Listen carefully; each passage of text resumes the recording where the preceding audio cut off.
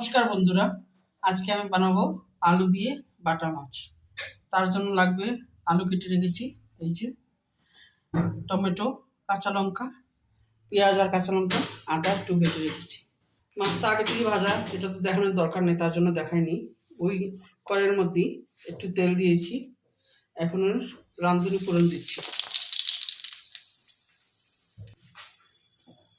ফোড়নটা ভাজা হয়ে গেছে, এখন আলুটা দিয়ে দিচ্ছি।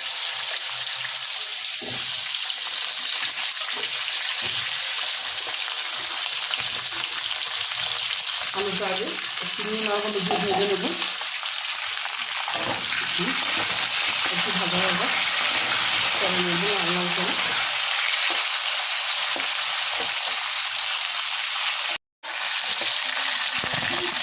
হয়ে গেছে, এখন মশলাটা দিয়ে দেবো।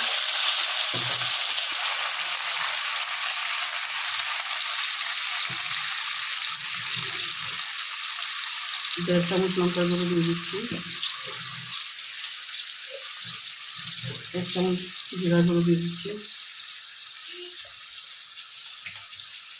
আধা চামচ হলুদ গুঁড়ো দিয়ে দিচ্ছি,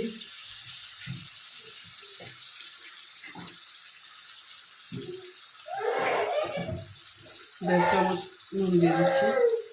ভালো মতো কষিয়ে নেব।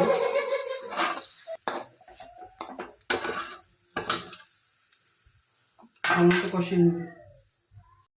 আমি কাঁচা লঙ্কা আর টমেটোটা দিয়ে একটু ভালো মতো কষিয়ে নেব।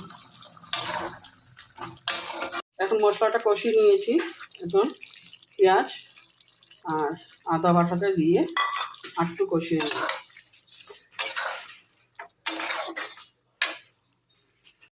কষে গেছে, এখন জলটা দিয়ে দিচ্ছি।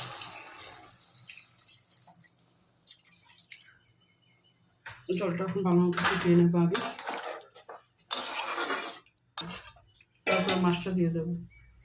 ফুটে গেছে, এখন মাছটা দিয়ে দিচ্ছি। একটু সময় ঝোলটা ফুটিয়ে নিই, তারপরে ধনিয়া পাতা দিয়ে নামিয়ে নেব।